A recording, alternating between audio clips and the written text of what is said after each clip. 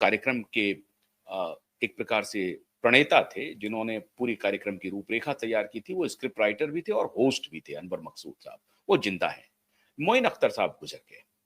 एक बड़ा ही शानदार कार्यक्रम था अदालतों के ऊपर, और अदालतों का उन्होंने बड़ा मजाक उड़ाया, और मजाक मजाक में इतना शानदार उनका व्यंग होता था। उन्होंने कहा कि देखो साहब, आज एक अदालती कार्रवाई पर चर्चा करेंगे। बोला बताइए। वकील साहब आए थे उनके शो में, वकील बनकर के आए थे मोइन अख्तर साहब। उनको पूछा कि आज पाकिस्तान के सुप्रीम कोर्ट ने आज बड़ा ही तारीखी फैसला दिया है। बोला क्या फैसला दिया साहब? बोला ये कि शादियों में या कोई पर्व त्योहार में, या आप कोई फंक्शन करते हैं, सालगिरह इत्यादि, या कोई भी जश्न आप मनाते हैं, तो उसमें साहब मुर्गे की जो कटाई होगी उसकी संख्या इतनी होगी, मीट की जो कटाई होगी उसकी संख्या इतनी होगी, इससे ज्यादा नहीं कटेगा। मतलब भेजा आप जो है नहीं कर सकते हैं मुर्गे और मटन को। बड़ा कमाल हो गया। बोला साहब मैं तो अभी आ रहा हूँ डिफेंस के इलाके से। बोला कैसे, वहां क्या हो रहा था? बोला डिफेंस के इलाके में साहब एक दावत दी गई थी, और मैंने कम से कम 2.5 किलोमीटर तक गाड़ियों का काफिला देखा, और उस गाड़ियों में सारे डिफेंस के लोग थे, पाकिस्तान सुप्रीम कोर्ट के बहुत सारे वकील थे, जजेस थे।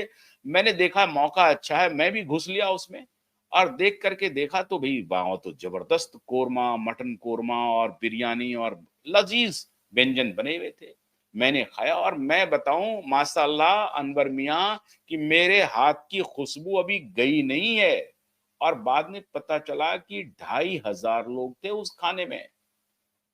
और इस तरह से इस व्यंग को आगे बढ़ाते हुए लूज टॉक में अनवर मकसूद और मोइन अख्तर पाकिस्तान की अदालत पर कुठारापात करते हैं, वज्रपात करते हैं व्यंग के सहारे।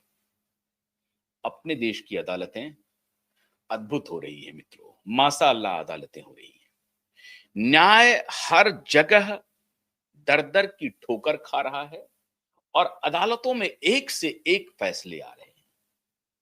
दिशा सालियान के पिता को एफआईआर दर्ज करने के लिए अदालत को सुनने के लिए तारीख पर तारीख लेना पड़ रहा है, लेकिन वंतारा के मामले में 15 दिन में सुप्रीम कोर्ट ने सुनवाई करके फैसला समझा दिया। और आज जो मैं आपके सामने सबसे महत्वपूर्ण मुद्दा लेकर आया हूं, दिशा सालियान के वकील एडवोकेट नीलेश ओझा को घेरने के लिए हर तरफ से पूरा षड्यंत्र चल रहा है। और मैं तो ये बात कह ही सकता हूं कि यह षड्यंत्र चल रहा है, भले ही एडवोकेट नीलेश ओझा माने न माने। मुझे ये स्वतंत्रता है, मैं ये कह सकता हूं कि अगर आज वो दिशा सालियान के वकील ना होते तो इस तरह से उनको घेरने की बात नहीं होती। क्या घेरा जा रहा है, कैसे घेरा जा रहा है? आज एक बार दोबारा एडवोकेट नीलेश ओझा को घेरने की तैयारी हो रही है, ताकि वो दिशा सालियान के केस को छोड़ दे, और सुशांत के केस को जो उन्होंने उठाया हुआ है, जो पीआईएल डाला हुआ है, और जो अभी एफआईआर दर्ज करने की सुनवाई हो रही है, उसको छोड़ दे। कैसे? आज हमारे साथ स्वयं एडवोकेट नीलेश ओझा ज्वाइन कर रहे हैं। बहुत बहुत स्वागत है एडवोकेट नीलेश ओझा। आपको हमने इंतजार कराया, माफी चाहता हूं, लेकिन लेकिन ये बोलना बहुत जरूरी था।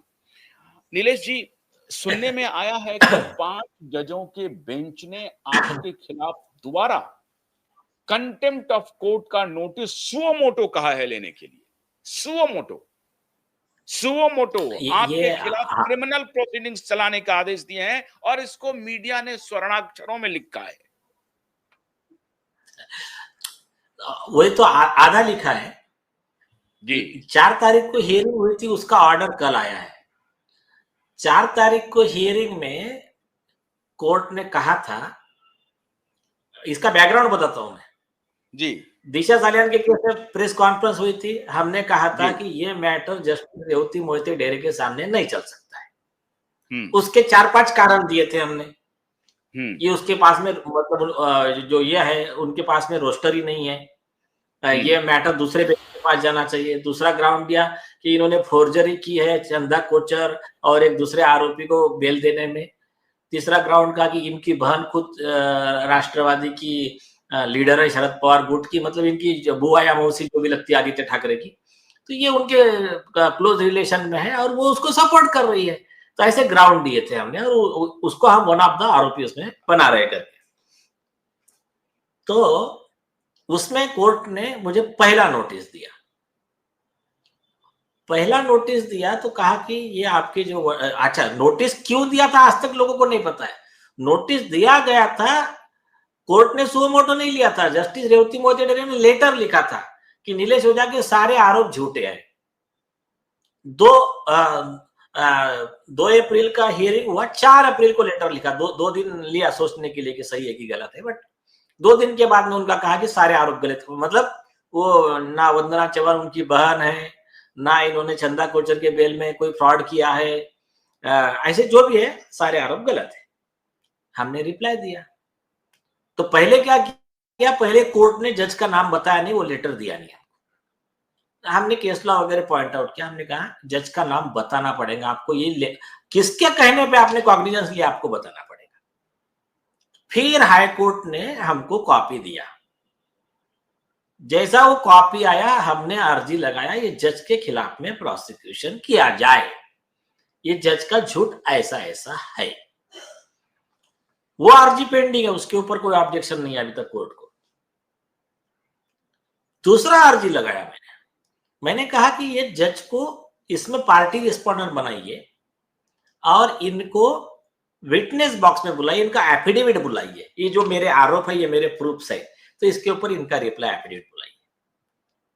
उस पे कल कोर्ट ने जो नोटिस दिया, उसके पहले जो हियरिंग हुआ 4 तारीख को, तो मुझे चीफ जस्टिस चंद्रशेखर साहब ने पूछा, बोले मिस्टर ओझा आपके आरोप जो है ना, ये थोड़े जरा स्ट्रांग है, स्कैंडलस है।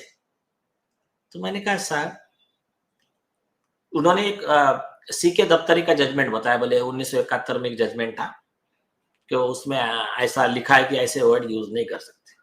मैंने कहा साहब आप जो जजमेंट पे रिलाई कर रहे हैं ना, वो ओवररूल्ड हो चुका है, नया लॉ आ चुका है, 2006 में अमेंडमेंट हुआ है, और उसके बाद में कॉन्स्टिट्यूशन बेंच ने क्लियर किया है, जब आपके पास में जज के भ्रष्टाचार के खिलाफ सबूत है तो आप बोल सकते नहीं, बोलना आपका ड्यूटी है आर्टिकल 51A के तहत। तो ट्रूथ स्कैंडलस नहीं हो सकता। तो बोले फिर हम आपके खिलाफ नोटिस निकाल सकते। मैंने बोला वेलकम। मैंने कहा सर लेकिन एक ही काम करना, सिर्फ कंटेम्प्ट का नोटिस मत निकालना। फिर मैंने कहा देखिए कंटेम्प्ट में सिर्फ 6 महीने की सजा है, मेरे आरोप अगर झूठे हैं, मेरा एफिडेविट अगर झूठा है, तो मुझे परजुरी का आईपीसी 191, 192, 193 उसका भी नोटिस निकालिए ना, उसका भी प्रोसिक्यूशन चालू कीजिए। उसमें तो 7 साल की सजा है। आप मुझे क्यों मेरे पे इतना मेहरबानी कर रहे हो? तो फिर चीफ जस्टिस साहब हंस दिए। मैंने कहा देखो सच है वो कंटेम्प्ट नहीं हो सकता, और गलत है तो सिर्फ कंटेम्प्ट नहीं हो सकता, परजुरी भी करना पड़ेगा आपको। फिर अभी जिन लोगों को लग रहा है कि ये ऑर्डर मेरे खिलाफ है, वो लोग ये सोच ले ये ऑर्डर मेरे खिलाफ नहीं है, ये ऑर्डर जस्टिस रेवती मोहिते डेरे के खिलाफ है। क्योंकि कोर्ट ने मुझे कहा आपका रिप्लाई और स्टेटमेंट ऑफ डिफेंस दीजिए 16 तक। मतलब क्या है? कोर्ट ने कहा है कि जस्टिस डेरे के खिलाफ के करप्शन के सबूत दीजिए कोर्ट में। केस ऐसा है। हाँ ये बात और है कि कॉमन मैन को लग रहा है यार दूसरा नोटिस निकाल दिया। अरे ये छोड़ दीजिए आप, ये केस बाजू में रखिए।